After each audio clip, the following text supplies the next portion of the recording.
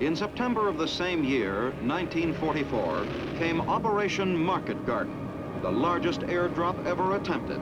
An entire airborne army, British and American, was dropped into Holland just ahead of General Montgomery's steadily advancing British Army. Its mission was to capture certain strategic bridges over the great rivers of the area before those bridges could be destroyed by the retreating Germans.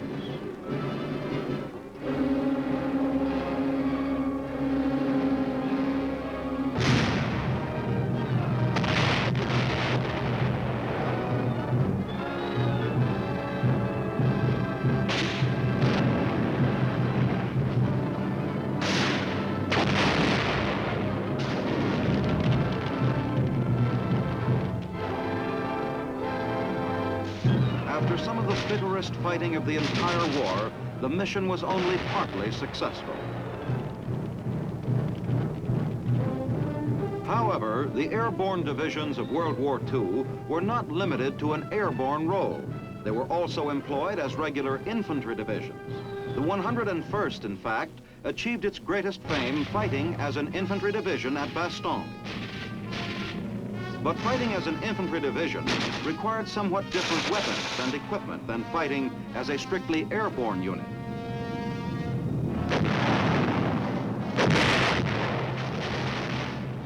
And this equipment had to be left behind whenever the division took to the air. Still, this concept of the airborne, with one foot in the air and the other on the ground, persisted until a very few years ago, until the advent of tactical atomic weapons.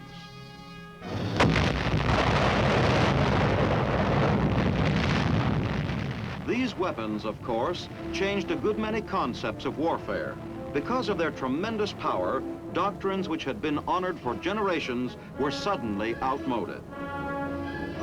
No longer was it possible to mass large numbers of troops for an attack on a narrow front. Ruled out were the great motorized columns of troops and weapons and supplies which clogged the roads of Europe during World War II.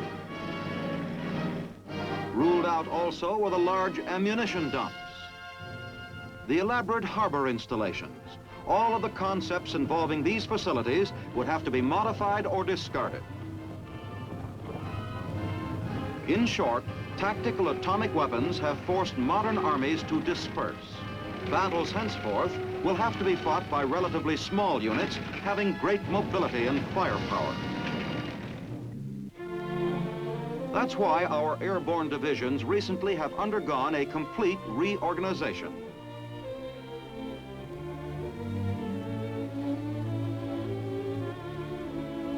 The old Airborne Division, which had about 17,200 men, was referred to as a triangular division. That is, it had 3 regiments, each of which had 3 battalions, each of which had 3 rifle companies.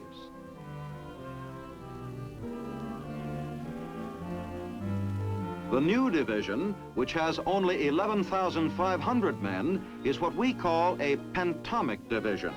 Instead of 3 regiments, it has 5 battle groups, each having 5 rifle companies, but no battalions. Each battle group is a self-contained unit with its own signal troops, engineers, and artillery. This means it is capable of operating entirely on its own whenever the occasion requires it. In other words, the new Airborne Division is designed to provide the greatest possible flexibility on an atomic battlefield. It is also designed to produce the greatest possible firepower. Even with 1/3 fewer men, the new division has much more firepower than the old. More firepower, in fact, than any division in the whole history of warfare.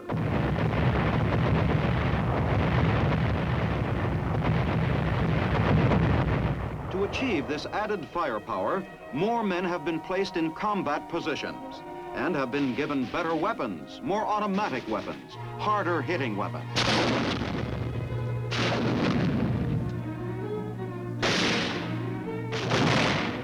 And for a Sunday punch, there is the Little John, which is capable of delivering an atomic warhead to any spot in the local combat zone.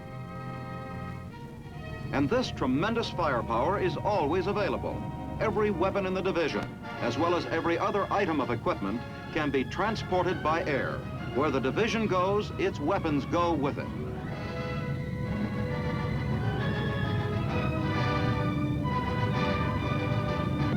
To make this increased air mobility possible, the Air Force has developed several new cargo planes.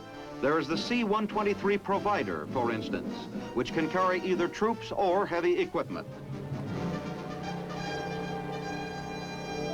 There is the C-130 Hercules, a turboprop plane, which is capable of carrying heavy loads for long distances. And if there are no suitable landing fields at the destination, it can deliver its cargo by airdrop.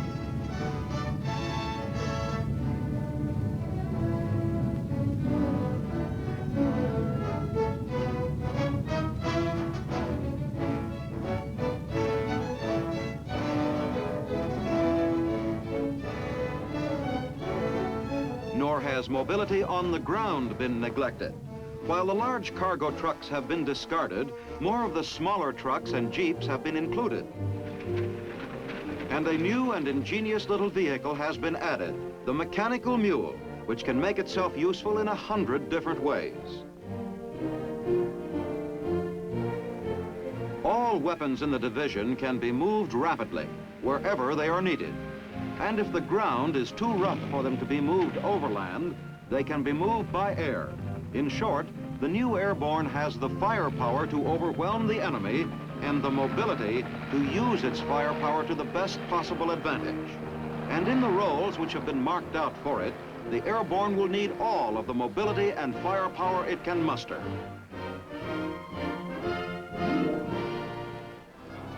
In any large-scale war of the future, it can expect to do most of its fighting behind enemy lines. It may be dropped there to seize a key bridge or road junction and to hang on until the advancing ground forces can effect a link-up. It may be set down far back in the enemy rear areas with the mission of setting up an airhead. The airhead can then be built up by the serial delivery of troops and supplies until it is capable of supporting an entirely new offensive, just like a beachhead.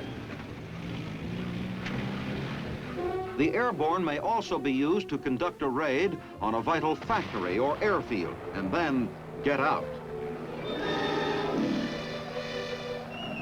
Or it may be dropped to work with local guerrillas and to harass the enemy in whatever way is possible. But unless and until there is a large-scale war, the Airborne's principal job will be to help prevent one. And this is how it might be asked to perform. Let us suppose that one of the smaller free nations is suddenly invaded by a neighbor known to be dominated by the communists. This is an explosive situation. If allowed to develop, it threatens the peace of the entire world.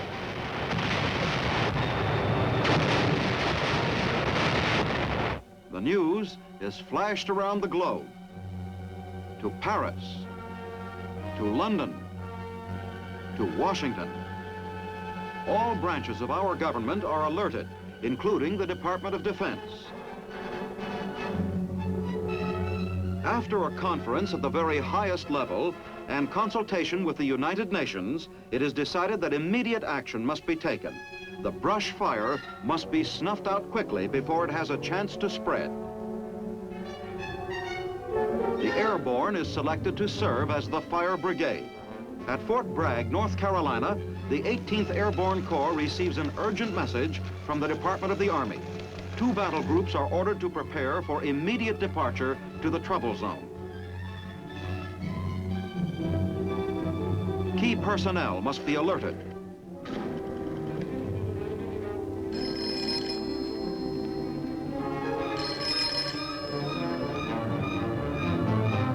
There are a lot of things to be done and not much time in which to do them. The first transport planes are due to arrive at 0900. Since the Air Force has been on a standby alert for several days, it has already collected a number of planes at various bases and has been getting them ready to take off at a moment's notice. At Fort Bragg, the airborne units waste no time. Both weapons and equipment must be ready so they can be loaded aboard the planes along with the troops.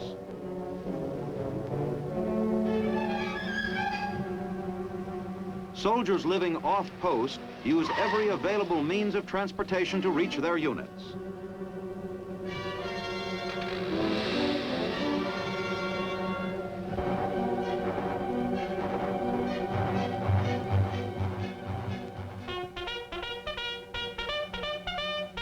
As the takeoff hour approaches, the troops fall in for roll call.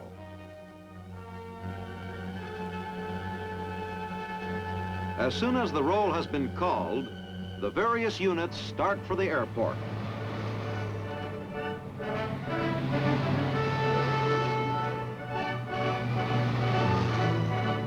Within 4 hours after receiving the alert, the first flight of Air Force planes arrives. Each plane is loaded according to a carefully worked out loading plan. Weapons and equipment go right along with the troops, often in the same planes.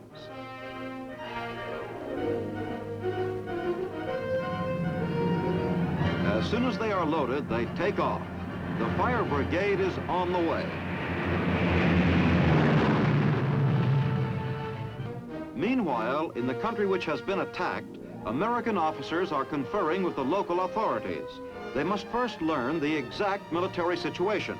Then they must work out a plan of action. By the time the first airborne troops reach the arrival airfield in the objective area, the plan of operations has been completely worked out and is ready to be put into effect.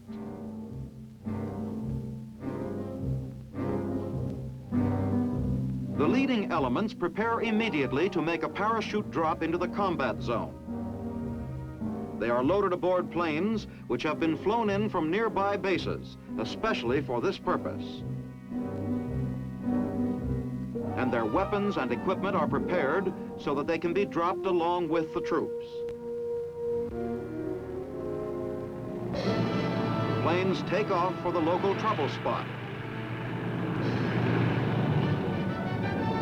As they near their destination, they drop down to the designated altitude, and the men get ready to jump.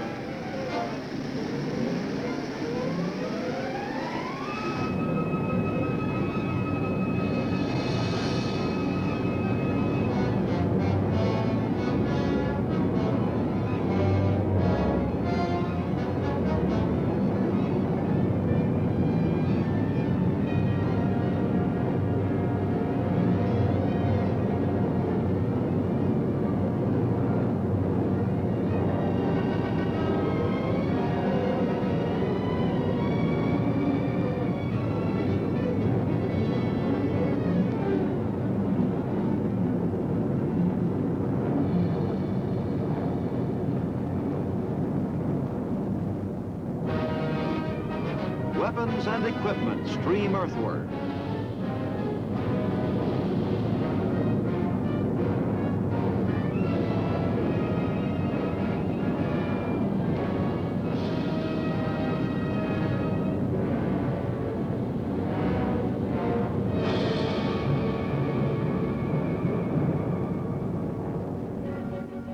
Once on the ground, the paratroopers promptly roll up the stick.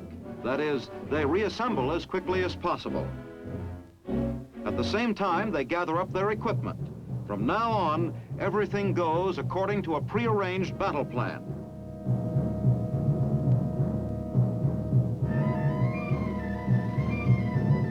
Each unit has been assigned a specific mission.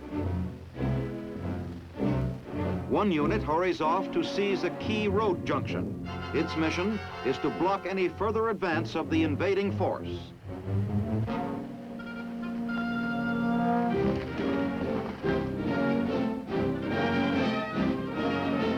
Other units have been assigned to prepare landing strips which will accommodate the planes bringing in the main body of troops. With the small graders and bulldozers which were dropped with them, the airborne engineers begin carving out narrow runways. Not fancy, but good enough to handle the planes which bring in the rest of the troops and equipment.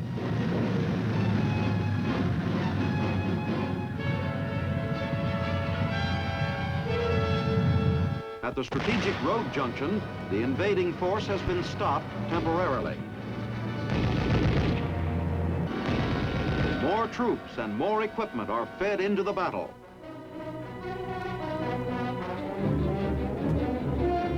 An L-19 Bird Dog is sent aloft to spot targets. The information is relayed, and the artillery immediately takes these new targets under fire.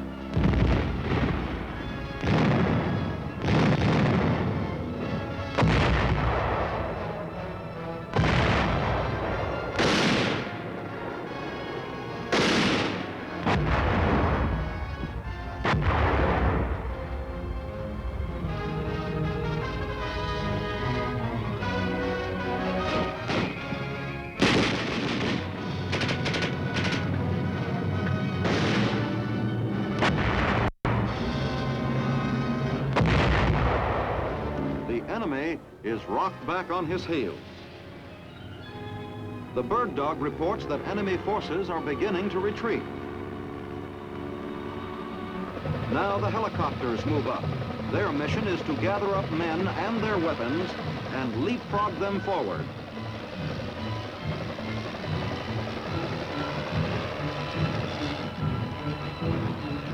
With the helicopters, the troops can be set down behind the retreating enemy.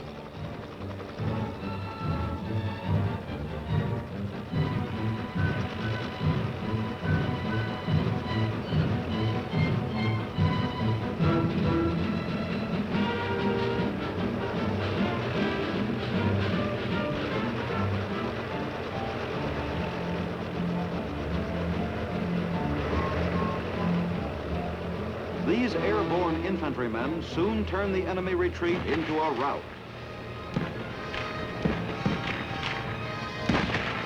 The invader's army is scattered. Great quantities of his weapons and equipment are destroyed. He ceases to be an effective fighting force. The battle sputters out. The war is over. A brush fire which was burning so briskly only a few hours ago has been snuffed out.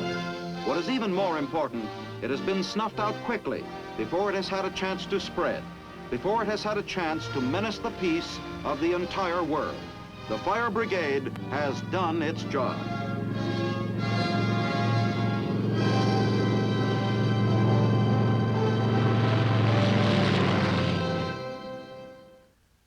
You have seen what today's airborne is and how it could be expected to perform in an emergency. However, since any potential aggressor is well aware of its firefighting capability, the chances of such an emergency arising are greatly reduced. In other words, our airborne has a strong deterrent effect, and that suits everybody fine. The airborne has no desire to race halfway around the world to put out a fire. But if one should break out, it's nice to know that the airborne is ready, willing, and able to take care of it. Now, this is Sergeant Stuart Queen, your host for The Big Picture. The Big Picture is an official television report for the armed forces and the American people. Produced by the Army Pictorial Center. Presented by the United States Army in cooperation with this station.